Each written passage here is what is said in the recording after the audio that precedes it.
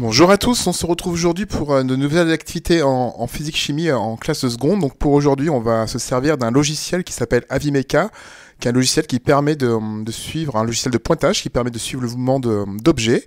Donc là aujourd'hui, je vais vous montrer comment télécharger déjà ce logiciel. Donc vous êtes sur la page que je vous ai indiquée ici présent. Vous allez ensuite accéder à la ressource. Et donc vous allez plutôt enregistrer le fichier. Donc une fois que le fichier est enregistré, vous avez une petite flèche bleue. Vous allez chercher donc AviMeca. Et donc, par contre, pour que vous puissiez l'ouvrir, il faut que vous ayez quelque chose qui puisse lire les formats zip.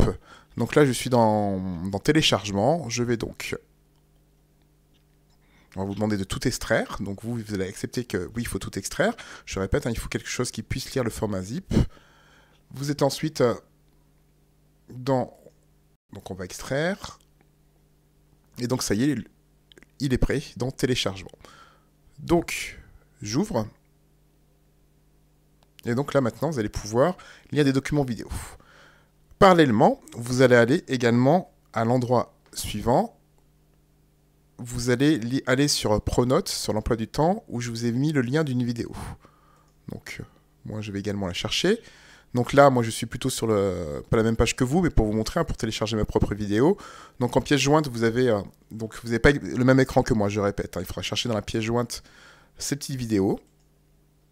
Pareil, là, vous allez surtout pas ouvrir, vous allez plutôt enregistrer le fichier. Et donc, ce fichier est à l'heure actuelle dans téléchargement. Ça ne sert à rien de l'ouvrir, puisque de toute façon, vous n'avez pas le bon format pour pouvoir l'ouvrir, donc n'allez pas l'ouvrir. Maintenant que vous êtes dans AviMeca, vous allez aller chercher cette vidéo. Donc vous allez dans Fichier, Ouvrir un clip vidéo. Et donc nous, on va aller là où ça a dû aller chez vous, dans Téléchargement.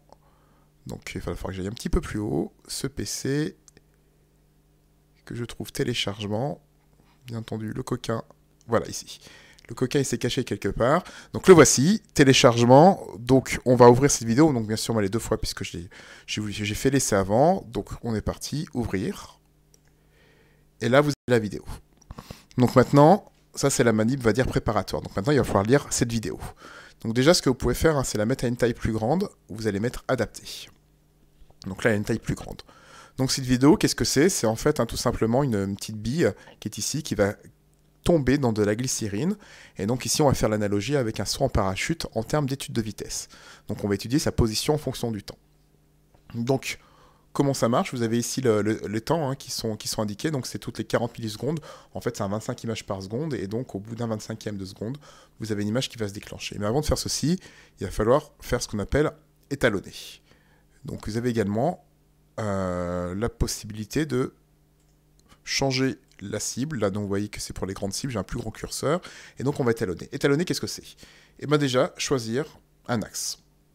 Donc ici, l'axe qui est très bien, c'est celui-ci, le troisième, à savoir vers la droite et surtout vers le bas. Donc, on va choisir l'axe et on va prendre comme origine la balle, la bille, au départ de l'image. Hop, c'est fait, j'ai choisi mon axe. Maintenant, il va falloir expliquer un petit peu à l'ordinateur l'échelle. On a toujours besoin sur une vidéo. Donc là, vous avez le premier point. Donc ici, on voit que c'est une distance de 50 cm. Donc c'est parti. Hop. Voici un premier point. Hop. Voici un deuxième point. La chose qui va être importante de faire pour vous, c'est surtout, vous voyez que c'est par défaut, c'est 1 mètre. Donc il faut changer et il faut placer la nouvelle distance, à savoir 0,50 mètres. Donc là, c'est fait. J'ai fait mon étalonnage. J'ai fait, on va dire, mon échelle qui était ici verticale. Donc je suis prêt à acquérir. Donc je vais aller dans Mesure. Et je vais aller cliquer sur le premier point. En cliquant sur le point, vous voyez que la bille va descendre. Et je fais de même avec le deuxième. Puis le troisième. Le quatrième. Le cinquième. Le sixième. Etc.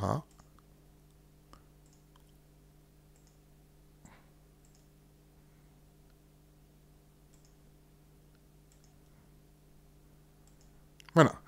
Là, j'ai fait toute la vidéo, elle n'est pas parfaite. Je suis allé vite, on voit que ce point est légèrement décalé.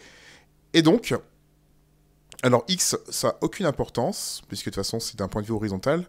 Par contre, Y, vous voyez ici qu'on a fait la distance. Par exemple, on voit qu'elle a parcouru presque 50 cm. Là, c'est 48,5 cm, hein, donc ça veut dire qu'on est bien cohérent par rapport à ce qu'on a fait comme échelle. Donc, maintenant, la suite de la vidéo est de bien enregistrer ça, c'est-à-dire ça, on va le transformer sous format tableur. Donc, vous allez ici, vous allez choisir l'option qui a déjà été faite, à savoir tabulation, puis donc vous allez valider. En fait, c'est une sorte de copier. Là, vous allez réduire la fenêtre, et puis vous allez ouvrir ensuite Excel. Donc moi, j'ai déjà mon Excel de fait, et vous allez appuyer sur CTRL-V. En appuyant sur CTRL-V, on a tous les points qui sont à l'identique, à savoir le temps, X n'est pas important, Y. À partir de maintenant, je vais vous demander de calculer la vitesse en chaque point. Donc la formule de la vitesse, donc déjà on va préciser la vitesse, donc vous allez mettre V, mètres par seconde, et donc ici, vous allez taper la formule de la vitesse. Donc la formule de la vitesse, je vous rappelle, c'est une distance sur un temps.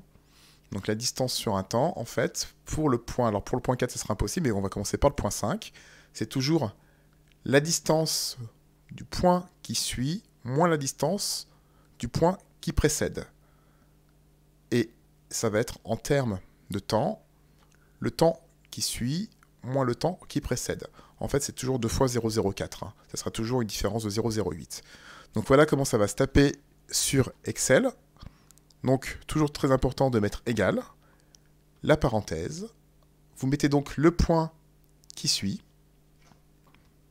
moins le point qui précède, et vous pouvez diviser sans hésiter, puisque c'est à chaque fois 2 fois le temps d'acquisition entre deux images, donc divisé par 0,08. Et il va vous proposer donc une première vitesse. Suite à ça, vous allez devoir généraliser votre calcul, et pour généraliser votre calcul, vous allez devoir donc avoir, vous voyez ce petit changement de croix qui est ici, et avoir ici les valeurs qui vont s'afficher. Donc là, je vais juste faire pour la suivante. Et donc, vous vous rendez compte ensuite que Excel est très intelligent, parce que lui va se décaler, au lieu de faire C6 moins C4, vous voyez ici qu'il avait fait C6 moins C4, si je vais ici, il va vous faire C7 moins C5. Je peux continuer à généraliser, hein, donc là je fais juste celle d'après, et vous voyez ensuite qu'il va mettre C8 moins C6. Donc vous, bien sûr, votre boulot est de voir comment va se généraliser la vitesse. Voilà, donc c'était une petite vidéo toute courte pour vous expliquer comment utiliser Avimeca Excel. Merci de votre attention et à bientôt.